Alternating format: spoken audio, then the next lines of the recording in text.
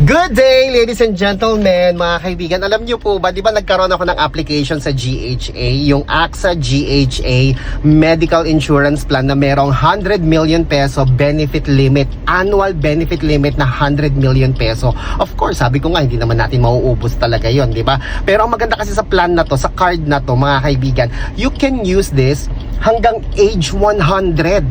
Typically, ang buhay ng Filipino ngayon nasa 70 to 80 years old na lang, 'di ba?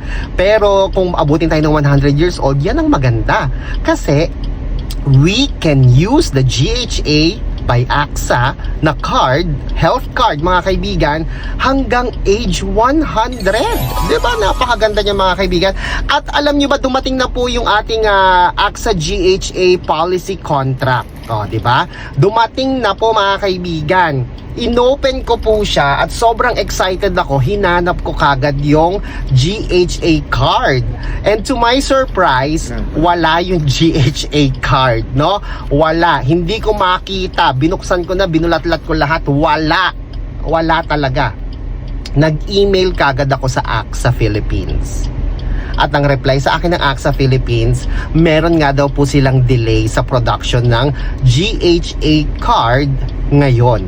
So mga by June pa daw po sila makakapag-send. Pero gayon pa man, meron daw pong AXA GHA virtual card na pwedeng magamit habang hinihintay pa yung physical card ng GHA. Sabi nila sa akin, may letter daw doon sa policy contract, may QR code daw, scan ko daw yun para ma-access ko yung aking physical card. Eh, hindi ako nagbasa ng letter, di ba? Sobrang excited ako makita kagad yung GHA card. Hindi ko po nabasa yung letter, sobrang ka-excite ko po, kaibigan. Oo nga pala, sinabi pala doon na may delay nga pala sa production ng sa delivery ng GHA card. So sinabi naman pala nila, hindi lang talaga ako nagbabasa. It's my fault. I'm sorry, AXA Philippines. Pero gayon pa man, na-access ko na din po ang aking EMA by AXA app, kung saan dito ko makikita yung aking annual benefit limit, yung aking GHA card.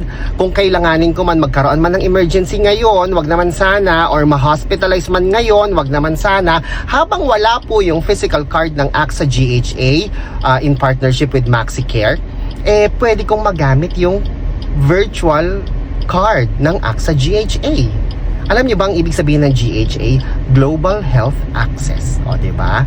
So, Global Health Access, ma-access mo ang health globally. O, diba? Hindi lang sa Pilipinas. At alam niyo ba dito sa Pilipinas, hindi lang yung mga private hospitals yung pwede ninyong paggamitan ng card na yan. You can also use that card sa mga malalaking hospitals, yung mga premium, yung mga most top hospitals in the Philippines, like St. Luke's Global City, The Fort. Diba? Yung St. Luke's Medical Center sa QC, pati sa The Fort pwede mong i-present yan. Pati sa Asian Hospital, pati sa Makati Medical Center, diba? Sa Makati Med, diba? Ano pa ba? Yung mga malalaking hospital, no? Kasi 100 million yung limit nito, guys. So hindi kayo mapapahiya magkaroon man ng emergency or ng magastos na gamutan, 'di ba? Operasyon at kung ano-ano pa. Pati sakit sa puso, operasyon sa puso, 'di ba? Operasyon sa utak o kung ano. Meron pa nga ako nabalitaan na naputulan ng yung pinakamalaking buto dito sa paa natin, sa legs. Ano ba? Femur ba tawag doon? Femur. Basta yon. Sobrang mahal pala din ng pagpapagamot at treatment noon. 'Di ba? Na-aksidente kasi siya. Alam mo ba, sinagot lahat yun ng AXA GHA. 'Di ba si Nicole Ala nga, yung DJ sa Love Radio, yung anak niya nagkaroon ng viral encephalitis. At ang laki ng bill nila sa St. Luke's Global Center. Ay, sa St. Luke's Global City, ang mahal ng bill nila umabot ng 3 million. 2 point plus something million. At alam niyo ba, sinagot lahat yon ng GHA, ng AXA Philippines. Sobrang ganda talaga ng AXA GHA.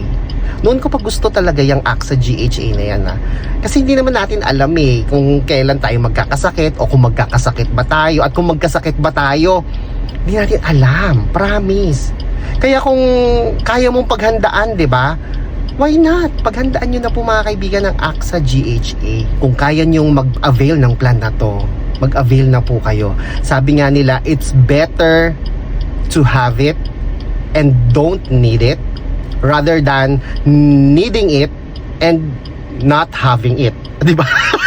Paano nga ba? Yung pa-comment down below nga, yung mas maganda daw na Hindi mo siya kailanganin pero meron ka, kesa kailanganin mo siya tapos wala ka. O, diba?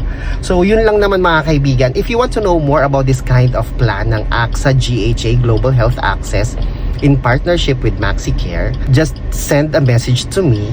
PM nyo po ako para ma-assist ko kayo paano magkaroon ng AXA GHA na merong 100 million benefit limit annually and guaranteed renewable, magagamit until age 100 ha? Until age 100 mga kaibigan. Avail na kayo niyan.